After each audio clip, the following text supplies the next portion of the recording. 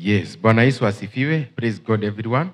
Mimi naitwa George ama Gigi Kengoli Media 254, my YouTube channel. Asante sana kwa wale wamekuwa wakitutazama kwenye Big Conversations ambazo zimekuwa tukiongea kuhusu ways of Christian, na leo ningetaka tuongelele mawili matatu. Na before that, ningetaka man of God Kanake Abraham tusalimie, then we proceed. Karibu sana. Asante sana. Nashukuru Mungu. Majina yangu ni Kanake Abraham. Na nashukuru Mungu jioni ya siku ya leo ama mchana wa siku ya leo ambao Mungu amenipea neema, amenijalia nimepatikana katika presence yake nikiwa mzima, nimebarikiwa na nimeokoka. Kristo ni Bwana. Nashukuru Mungu. Asante sana Bwana Kanake Abraham. Wiki yako naona ijakuwa mbaya vile. Nimekuwa salama. Kazi ikoaje? Nafanya kazi na mtumikia Mungu. Kwa katika hii hali ya mafungo ya Kristo. Na tunashukuru Mungu atatunemesha, tutaimalizia vizuri. Asante sana. Leo ningetaka tuongee mawili matatu. Some question here na inahusu wahubiri. Unakuta wahubiri sitaki kusema ni akina nani. Mtu alianza na hali ya chini. Unakuta mtu hata alikuwa na viti 5 kwa kanisa yake. Lakini nafika kiwango yule mtumishi anakuwa na security, anakuwa na inaitwa moto wake, ama inaitwa aje? Yaani yule mtu ako more powerful than even a president. Sasa shida ni anaposhughulikia waumini wake unapata ana ubaguzi. Swali yangu ya kwanza ni kwa nini baadhi ya wachungaji wanapopata pesa wanatega waumini, wanajitenga na waumini wa hali ya chini? Hiyo ndio swali yangu ya kwanza. Nashukuru Mungu kwa sababu umeniita kwa hii mjadala. Briefly, na najua mahali unataka kulenga. Na ni vizuri uko umefanya at least tuweze kusaidia na kuponya roho za watu wenye wameathirika na tabia kama ile. Very true. Na najua umeniita, lakini mimi si mmoja wao. Wewe si mmoja wao. Asante sana kwa hiyo swali umeniuliza. Kwa nini watumishi wa Mungu, wacha nitumie watumishi, men of God, kama mapastor, reverend, bishop, wanapoinuliwa wanajitenga na waumini wa kawaida? Hiyo ni kiburi ama majivuno yenye si neno la Bwana ya mtu mwenyewe. Na jambo ningetaka kwanza ukajue. Maandiko inasemanga aje? Jinyenyekeshe, Mungu atakuinua. The opposite of hiyo neno ni ukijiinua, Mungu atakushusha. Anakushusha. Na niko na hakika mtazamaji ama mwenye anayesikiza anajua wale ambao wamejiinua vile walifanywa. Hata shetani wakati alijiinua mbinguni, tunajua Nebukadnezar alishushwa. Nebukadnezar alijiinua akashushwa. So ukiona mtu anajitenga na watu wa Mungu, hiyo ni kiburi. That's a proud which is against ama si mapenzi ya Mungu. Meaning anapopata pesa, maringo bado inaendelea kwa juu. Na bado inasema, je, huduma ya kiroho inapaswa kutegemea hali ya kifedha ya waumini? Haifai kutegemea. Kivipi? Kwa sababu hatumtumikii Mungu ili tupate pesa. Tunamtumikianga Mungu kwa sababu yeye ni Mungu. Kama ni Mungu amekuita, na nikiongea hili jambo anayenitazama anielewe vizuri. Kutoa kwa huduma ni part of kumtumikia Mungu, lakini isiwe mtumishi wa Mungu pale amejitoa akihemu pesa. Kama unaingia kwa huduma ama unaingia kutaka itisandaka, you are the failure. Kwa hivyo huduma ya Mungu hatumtumikiangi, hatuhubiri injili ili tufaidishe, ili tutajirike. No. Biblia inasema nini kuhusu unyenyekevu na kuwahudumia wote bila ubaguzi? Hapo nitakutuma kwa Biblia. Kitabu gani? Nitakutuma kwa Biblia. Maandiko inasema msiponyenyekea kama watoto wadogo, Kitabu gani? hamtaingia katika ufalme wa mbinguni. Angalia kitabu ya Luka 18 mstari wa 3. Mathayo 18. Matthew 18 inasema nini? Matthew 18:3. Msiponyenyekea kama. Haya, Matthew 18:3. Akasema, amini nakwambia, msipogoka na kuwa kama vitoto, hamtaingia kamwe katika ufalme wa mbinguni. Hebu soma hiyo tu, Luka 18:7. 18:7. Luka 18:7. This is Luka 18:7. 18:7 inasema hivi, na Mungu je, hata wapatia haki wateule wake wanaomlilia mchana na usiku, naye ni mvumilivu kwao. Kuna mstari nilikuwa natafuta hapo hata kama ile, lakini Biblia inasema watu wanataka kwanza unyenyekee kama mtoto mdogo. Jibu nitakujibu, kama hamtanyenyekea kama watoto wadogo, hamtaona ufalme wa mbinguni. Na swali liliagaza, Biblia inasema kuhusu mambo ya kunyenyekea. Haya, tunyenyekee kama watoto wadogo ili tuingie. Na hiyo mfano Yesu alipeana wakati alishika watoto wadogo. Najua kama wewe ni Mkristo ama unajua hapa tunaongea kuhusu kwanza nikwambie ubaguzi. Kwa yule pastor anajiona yeye amefika kilele. Na Yesu alipeana mfano gani? Yesu alipeana mfano gani? Wakati katika Biblia kuna mahali mitume walienda kwake wakamwambia, tuambie ni nani mkubwa wetu, nani mkubwa kuliko wengine na nani mdogo. Yesu akawaambia, yule anajiona ni mkubwa, kama unataka kuwa mkubwa lazima ujifanye wewe ni mdogo. Very true. Na hapo alipeana mfano. Na tukiingia katika Biblia, na ndio hii msimu tuko, utaona tukimalizia pale katika hii mafungo ya Easter, inaitwa Good Friday na Easter Monday, na kufufuka kwa Yesu. Kuna mahali Yesu alikuwa mwana wa Mungu, lakini yeye alinyenyekeza mpaka akaosha mitume miguu. Kila mtu anajua hiyo mambo. Alinyenyekea. Na alikuwa mwana wa Mungu. Alikuwa mwana wa Mungu na wewe akahambo mpaka akawaosha mikono. Na kwa nini wengine juu wao Mungu amewapea pesa na magari maprado wanataka kujiona wako juu? Nimekwambia hiyo ni kiburi na Mungu na kiburi na mtu ako na kiburi ako na laana mbele ya Mungu. Maana Mungu ndiye amekutajirisha ukafika hapo. Haya. Je, wachungaji wanapaswa kuwa na viwango vya upendekeo kulingana na sadaka za waumini?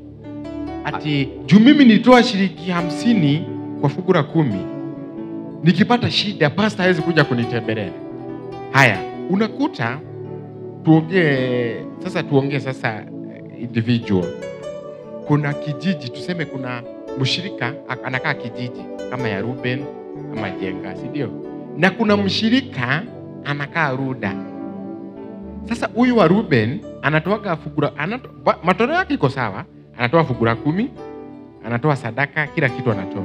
The same mtu mwenye ako Ruda. Je, pasa si anafaa awashughulikie wote? Lakini unapatanga yule wa Ruda, yule wa Ruda akisema kichwa inamuuma, pasta hata haezi pata usingizi. Hata hakuna story sijui nini. Pasta hata ajuangi anafikanga on the spot. Wapa Jenga sijui kuna process, sijui lazima tupitie kwa ofisi ya lazima pasta hata hakuagi hiyo siku. In fact pasta hakuagi, so wewe kuja siku nyingine hiyo. Na hiyo ni unajua mbele ya Mwenyezi Mungu Mungu anaanga ubaguzi. Na hapo ndipo ukisoma katika kitabu ya Samuel, I think ni 16, wakati alienda kuanoint Daudi, Mungu abagui. Mungu angaliangi heshima ama ukubwa ama urembo wa mtu, hapana. Na Mungu ni wa kila mtu. mimi kwa wale watu wachungaji ama mapasta watumishi wa Mungu wanafanyanga tabia kama hizo, ningeweza kuambia ole wao, maana wanakaa kama Wafarisayo. Wanaenda yani, unamnunulia chai, mtu unajua anaweza kununulia chai, ama unaenda kuomboleza na mtu mwenye makirasi yako. Hauja glorify kuwa mtumishi wa Mungu, kwa sababu yule Mungu ambaye alikutoa kwa yule Mungu mwenye roho iko runda na kililishwa, ni yeye Mungu wako wa roho ya mtu iko Mathare ama Kibera. Kwa hivyo hapo hakuna ubaguzi. Huyo mtu hata kama anaishi Kibera, I'm sorry to say this, kwa sababu nimeongea hivyo kwa sababu kuna watu najua hivyo, kwa sababu that's why umeniita tuongee kitu. Ninajua kuna watu wako hivyo, hata mimi nimepatana nayo. Utapata kuna pastor anahubiri hapa kanisa ya Nairobi, akona washirika, mshirika anatoka kwa kijiji, mshirika ametoka kwa hii mitaa kwa kubwa.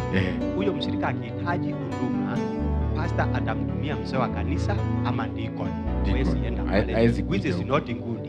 Kama tunamtumikia Kristo Yesu mwana wa Mungu na Mungu aliye mbinguni, tunafaa watu wote kuwa level moja. It doesn't matter when wa kirasi gani, na ndio unajiita apostle. In fact, vienye uko juu na uwezi undumia mtu chini, hauja glorify. Kwani Yesu alikuwa aje? Mbona alikuwa unajua mwenye sikika? Mbona Yesu hata sufikirie Yesu alikuwa aje kama tunafuata huduma ya Yesu Kristo? Yesu alikuwa aje? Roho ya mtu mwenye anaendesha gari kubwa ni roho ya mtu mwenye anaenda na mbunda, ni roho ya mtu mwenye anaenda miguu. Huyo mtu anakaa nyumba ya mabati, haliumbwa na Mungu mwenye ameumba roho ya mtu mwenye anakaa nyumba ya ngoroba. So mbele ya Mungu zote suko iko, na kama umeitwa na Mungu, you have to serve all those people equal. Kama wewe ni mtumishi wa Mungu. Unless kama wale wanafanyanga hivyo, ukiona, in fact, let me say this, I'm not apologizing anything. Kama unaonanga mtu anafanyanga hivyo, hiyo ni glorification moja ya kuona kuonyesha huyo mtu anaitwa na usitakaje. Ule kwa biashara. Kwanza nikwambie kitu moja. Hapa Nairobi na kitu nilikuwa nataka, na nikafikiria niende kwa wachungaji wakubwa. Do you know, wakati nilienda nikapata lazima ni follow procedure fulani, niende kwa secretary, niandikishe, ni book appointment, which is okay, na nikaambiwa unataka kuombewa nini? Unataka kuombewa upate kazi, unataka kuombewa visa yako ifunguke. Kama unataka kuombewa visa yako ifunguke, unafaa ulipe 2,000. Kama unataka maombi upate kazi hapa Kenya unataka 500. Hiyo most people you are there to gain money from people. Huko hapo maana the power that you have imetoka kwa Mungu, si wewe au kwenda kununua. Kwani Biblia inasema aje? Mmepewa free, peaneni free. Hebu tusomee Mathayo 10 mstari wa 8. Usikie vile inasema. Mathayo 10. This is Mathayo. Umepewa free, peana free. Kama umepewa kipawa ya kuponya watu. Mstari wa ngapi? Wa 8. Mstari anasema, pozeni wagonjwa, fufueni wafu, takaseni wenye ukoma, toeni pepo, mpate bure. Toeni bure. Mmepata bure. Peaneni bure. Mbona wewe unalipisha huduma ya Mungu? Mbona unalipisha wewe? Hiyo maandiko si mimi nimeandika. Na nimesema hivyo according to the Bible. Yes, Mungu alikuwa anajua tunahitaji nini, kulipa nyumba na kuendesha magari. Na mimi sina shinda, kwa sababu hata mimi nitakanga watu watoe sadaka na watoe fungu la 10 na hivi na hizo vitu zingine zote. Lakini hata yule mwenye hajatoa, muombe Mungu ambariki. Enda kwa dedication ya mtoto wake. Na hata hiyo roho inakaa huko, unasemanga kijiji huko kwa matope. Hiyo roho ikikuja kwako ikikuhitaji, kwa sababu haina pesa ya kufanya appointment, iundumie kwa sababu ni ya Mungu. Mungu ndiye amekupea hiyo kibao uko nayo ya uponyaji. Hiyo kibali umefika hapo kuitwa apostle or reverend or bishop, akibishop, ni Mungu amekupea hizo sio zote, au kuenda kujisomea. Ni Mungu amekuinua ukafika mpaka hapo. Haya. Je, ni haki kwa mchungaji kukataa kwenda maombi kwa mtu maskini lakini yuko tayari kwenda kwa tajiri? Nitakwambia fungua Isaiah 61. Hiyo maandiko hiyo iko 61 verse 1 and 2 and 3, ukienda hapo utaipata yote. Isaiah, the book of Isaiah 61. 61 verse 1 hapo tu, ukisoma verse 1, 61 verse 1 utaiona. Iko hapo. Haya. Biblia inasema roho ya Bwana Mungu hii juu yangu, kwa sababu Bwana amenitia mafuta nikawahubirie wenyenyekevu habari njema. Amenituma ili kuagaga waliovunjika moyo, kuwatangazia mateka uhuru wao, na hao waliofungwa habari za kufunguliwa kwao. Ebu hiyo Biblia isemi vizuri. Kuna maandiko, kuna vile inasema hapo. Kwanza ni indirect interpretation. Maandiko inasema Roho wa Mungu ako juu yangu, amenitia mafuta ili nihubirie maskini. Najua kuna mtu kama hii ni vile isemi hivyo, nihubirie walio maskini mwaka wao wa. Acha nisome ya Kizungu. Mwaka wa kufunguliwa, na waliofungwa, walio mateka niwaambie wako huru. Nataka kujibu swali yako hapo kwa Roho wa Bwana ako juu yangu nihubirie maskini. Niwaambie wamefunguliwa. Kwa hivyo uko na hata huyo maskini ako na haki ya kusikia ujumbe wa Bwana kutoka kwa mtumishi wa Mungu. Si ati nikupenda. Sikutaka ati kukosa nimesema pesa. Unaona hiyo roho ya mtu maskini ni Mungu aliiumba hiyo. Na ukumbuke kulikuwa na katika Biblia kulikuwa na Lazaro na ule tajiri. Unajua vyenye kulienda. Kwa hivyo hiyo roho, kama Lazaro alikumbukwa akiwa maskini, maana hiyo ndio Biblia inatupeanga mfano. Hata huyo maskini, unaona maskini anahitaji kusikia injili ya Bwana, Mungu amkomboe. Very true. Yeah. Nataka turudie hiyo verse kwa Kizungu. The Spirit of the Lord God is upon me, because the Lord have anointed me to bring good news to the poor. Very good. Si ndio? Nilikuwa natafuta hiyo. Swali yako ilikuwa inauliza aje? Swali yangu ilikuwa inauliza, je, ni haki kwa mchungaji kukataa kwenda maombi kwa mtu maskini lakini yuko tayari kwa tajiri? Isaia imejibu aje?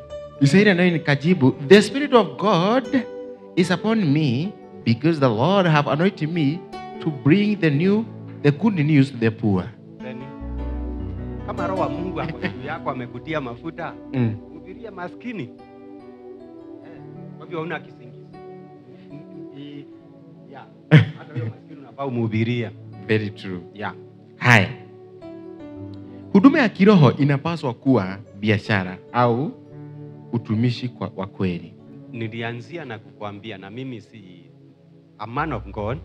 Na mimi huambia watu watoe sadaka according to the Biblia. Na naambianga watu watoe fungu la 10 kulingana na maandiko vyenye inasema. Lakini na kuna mambo mawili huwezi tenganisha, injili na pesa ama financial. Siku hizi hata wakati wa Yesu kulikuwa na ule alikuwa anaitwa Judas Iscariot, ndiye alikuwa anabeba nini? Ndiye alikuwa treasurer kwa ministry ya Jesus Christ, si ndio? Yes. Kwa hivyo kutoa iko katika Biblia na unafaa utoe, lakini hufai kulazimishwa utoe. Unafaa utoe kwa hali yako. Nikikuhubiria injili, hiyo neno imeniguza, toa sadaka. Definitely. Na kama injaniguza, na ukifika mahesabu yako uone ukitoa sadaka utaenda miguu. According mimi kama mtumishi wa Mungu siwezi kuambia ati leta pesa yote uamini Mungu ati unaenda kutembea miguu. No. Ninakwambia hata wakati Yesu alikuwa anahubiri, sadaka ilikuwa, maana ukisoma utapata Judas Iscariot mwenye alimsaliti Yesu alikuwa treasure, ndiye alikuwa anabeba mfuko wa sadaka. Kwa hivyo kulikuwa na kutoa, lakini hufai kulazimishwa kutoa sadaka. Kwa Biblia yani imeongea mambo mengi kuhusu kutoa we na mtu unatoanga mbele ya Mungu, si kutoa kwa sababu ya vile nimevaa vizuri, ya vile no. Unafaa hilo neno limekubariki, nimekubariki na ile neno nimekuhubiria. Kama nilimekubariki, wewe toa sadaka na Mungu atakubariki. Na ukisoma usitoe kwa sababu unanipea mimi mtumishi wa Mungu. Toa ukilenga Mungu afanikishe biashara yako, na akuinue. Na hivyo ndivyo utabarikiwa. Haya. Je, waumini wanapaswa kuheshimu mchungaji kutokana na utajiri wake au kutokana na wito wake wa kiroho? Wanafaa wamheshimu kulingana na wito wa kiroho. Lakini siku hizi Ni tofauti. Ni tofauti sana. Ehe. Na nimesema mimi sina ubaya and I want to challenge. Kuna katafia kako na sijui kametoka wapi.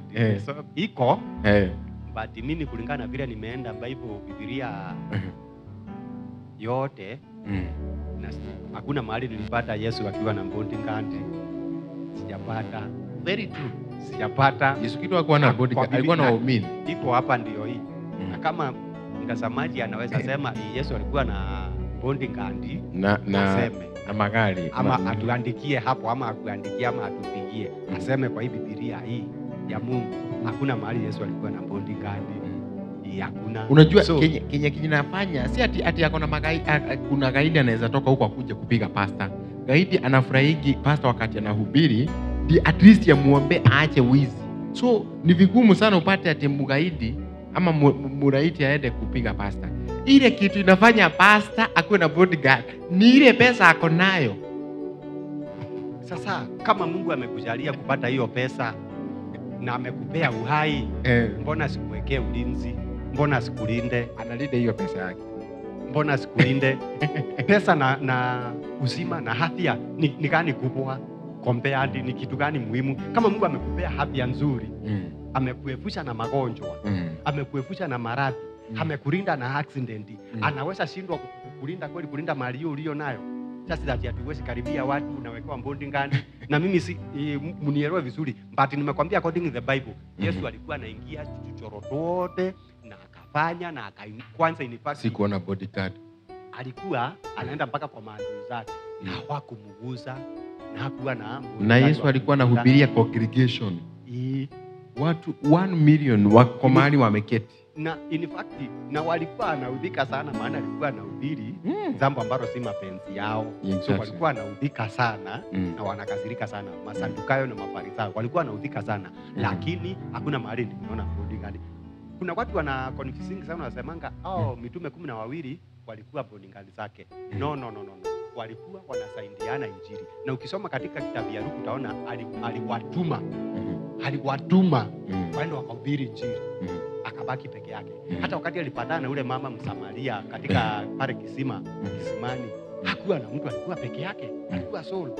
In fact maandiko nasemanga usiku alikuwa anafanya huduma usiku, mchana usiku anaenda kwa mlima ni kuomba, akarara huko akiomba. Kwa hivyo mimi hapo sikubaliani kulingana na Biblia. Huwa na bodyguard nzuri wale wako nayo, lakini haiko kwa Biblia. So mchungaji, mtumishi wa Mungu tunapata kumheshimu na ile mwito wako nayo. Na hakuna unaona kwa hii dunia, na kitu nimefanya utafiti, hakuna mtu anaweza piga pasta. Hakuna mtu anachukia pasta. Awe mwizi, awe mkora, awe wapi. Juu wanajuanga huyu ndiye. Watu wengi wenye wanafanya dhambi wanasemanga hata mlevi, pasta wewe uwaga unaniombea kila siku. Sunoni unapatanga hata mlevi akipita kwa barabara hivi, kitu ya kwanza anajua yule ni mtumishi, anachukua sadaka anampelekea. Kwa sababu gani? Anajua yule mtu ndiye amefanya akue juu ananiombea. Kwa nini wewe uende na bodyguard? Unaona kitu kingine inafanya watu wawe hivi, lack of relationship na watu. Kukosa uhusiano mwema na watu. Kama wewe kazi yako ni haujakula kitu ya mtu, haujanyang'anya mtu, haujaiba mtu, haujafanya dhambi yoyote, mbona usinde ukiogopa watu? Na Mungu amekutuma kwa hao watu ukawahubirie. Mungu amekutuma kwa hao wakora, Mungu amekutuma kwa hao wanyang'anyi, Mungu amekutuma kwa hao watenda dhambi, washerati, ukahubirie injili wabadilike. Mbona sasa uende hapo atumewekewa ulinzi? Mimi hiyo hapana. Man of God anafaa heshimiwe kulingana na ile mafuta Mungu amempatia. Lakini si kumheshimu kwa sababu ako na gari kubwa, ako na nyumba kubwa, anaishi wapi? Hapana. Hizo ni vitu za hapa duniani. Ile heshima unafaa kumheshimu, hiyo spiritual, hiyo mambo ya kiroho anakufunza na anaongeanga na vile Mungu anamtumianga, hiyo tunafaa kuheshimu, lakini si kumheshimu kwa sababu ako na utajiri. Naona muda wetu umetupa kisogo, lakini nataka tujibu 1 2 before takuita. Kanisa linawezaje kurudisha usawa na uhakika kila mtu anapata huduma bila ubaguzi? Kanisa sasa linafaa kuleta usawa kivipi? We men of God tumitumikie Mungu aliye juu mbinguni bila kubagua. Yaani hiyo mwito tuko nayo tuifanye establish, yani to display Kristo Yesu. Hapo ndio tutatumikia watu usawa. Yani tuonyeshe picha nzuri ya ukristiano mwema. Hapo ndio tutatumikia, tukiwa watu wa Mungu tutatumikia kanisa lote na watu wote usawa equal. Je, kuna hatari ya mafundisho ya kiroho kuporoka yanapochanganywa na tamaa za mali? Sana, zaidi sana kwanza. You can't serve two masters. No. Ukichanganya tamaa ya mali ya duniani na huduma, hizo ni vitu mbili haziwezi kuelekana. Lazima moja itamesa ile nyingine. Either ni mambo ya kiroho imese tamaa ya pesa, ama tamaa ya pesa imese mambo ya kiroho. Kwa hivyo you can't serve two masters. Tamaa ya pesa in fact, na kuna mahali Paulo amesema mtu kuteuliwa kuwa kiongozi wa kanisa ama mzee wa kanisa lazima ujiepushe na mambo kadhaa, na hapo ndipo ametaja na akasema lazima ujiepushe na tamaa. Kuwa mtu wa Mungu lazima kwanza usiongozwe na tamaa bodhi ya kimwili, tamaa ya kimwili na chakula, na tamaa ya kama ni chakula, Biblia inasema nini? Wanaita grantons, hawataingia mbinguni. Granton ni mtu mlavi, anakula sana. Naona muda wetu umeisha. Ningetaka tu utuambie utapatikana wapi. Naona muda wetu umeenda sana. Na before that ningetaka utujibu ya mwisho, ambapo unakuta most of big churches in Kenya, yani utumishi Kenya ama achana na Kenya, Africa, unapata most of the richest pastors ni unapata wale watu, most of them hawakuagi na umas mzuri. Unaona, kuna mwingine nilisikia akiongea, lakini sitamtaja jina, akauliza swali na nikitaka utujibu. Akauliza, wewe mshirika sasa, wakati unahitaji kitu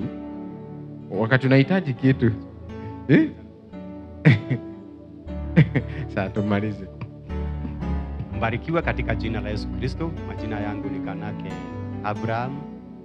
Nimekutuma kwa YouTube yangu. Kwa hayo na mengi, enda usubscribe, ushare na utabarikiwa. Ukiwa na swali yoyote ama any comment, niandikie hapo, nitaifuata na nitakujibu na tutaongea.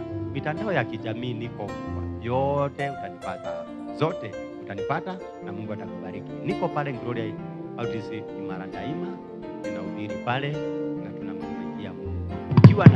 Ukiwa na swali yoyote niulize na nitakujibu katika jina la Yesu Kristo. God bless you. Bariki.